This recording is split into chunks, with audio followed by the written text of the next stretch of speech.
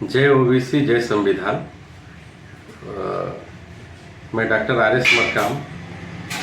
अभी छत्तीसगढ़ का राष्ट्रीय पिछड़ा वर्ग मोर्चा का राज्य अधिवेशन अंबिकापुर में संपन्न होने जा रहा है, जो 17 सितंबर 2023 को निर्धारित है। दिन रविवार को सुबह 11 बजे से लेकर के शाम 5 बजे तक होगा।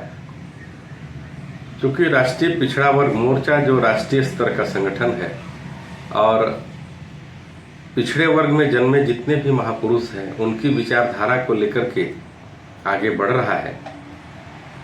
अभी पिछड़े वर्ग की जो समस्या है इस देश में, देशव्यापी जो समस्या है कि उनकी जनगणना नहीं हुई है। गुलाम भारत में जनगणना होती थी लेकिन आज़ाद भारत में नहीं होने की वजह से सबसे बड़ी समस्या जो हाई कोर्ट सुप्रीम कोर्ट में आती है कि पिछड़े वर्ग का जब गिनती ही नहीं हुई तो उनका प्रतिनिधित्व कितना दिया जाए।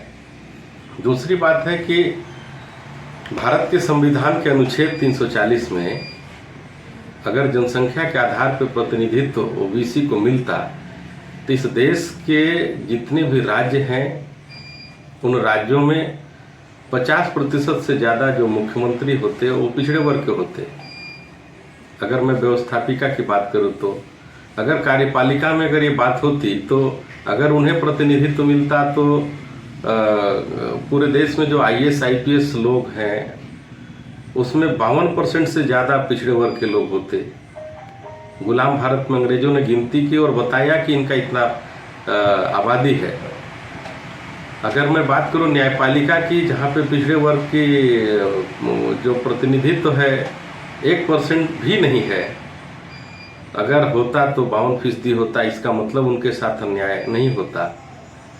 मतलब जितना भी हम देखेंगे लोकतांत्रिक संस्थाएं, कार्यपालिका, न्यायपालिका, विधायिका और मीडिया में तो हमारे लोग नेग्लिजिबल हैं।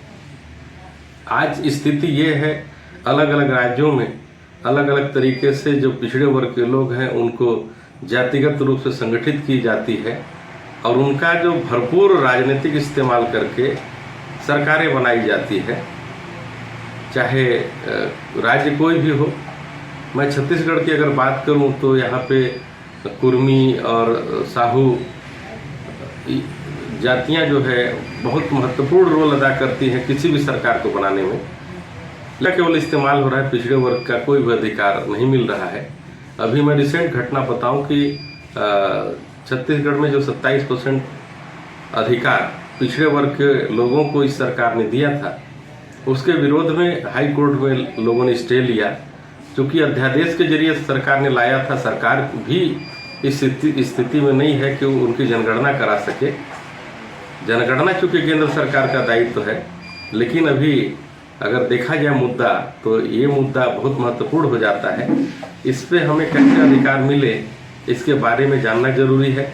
वर्तमान परिस्थितियां क्या है और देशव्यापी रणनीति में छत्तीसगढ़ की भूमिका क्या होगी, इन्हीं सब चीज़ों को लेकर के मैं आह्वान करना चाहता हूं। चूँकि राष्ट्रीय पिछड़ा वर्ग मोर्चा का प्रदेश संयोजक होने के नाते, प्रदेश की जिम्मेदारी होने के नाते हम आप सभी से अपील करते हैं कि ज़्यादा से ज़्यादा संख्या में उपस्थित होकर के अंबिकापुर में होने वाला जो प्रथम राज्य अधिवेशन है, जो राजमोहिनी भवन पीजी कॉलेज के सामने हॉल है, वहाँ पे होगा।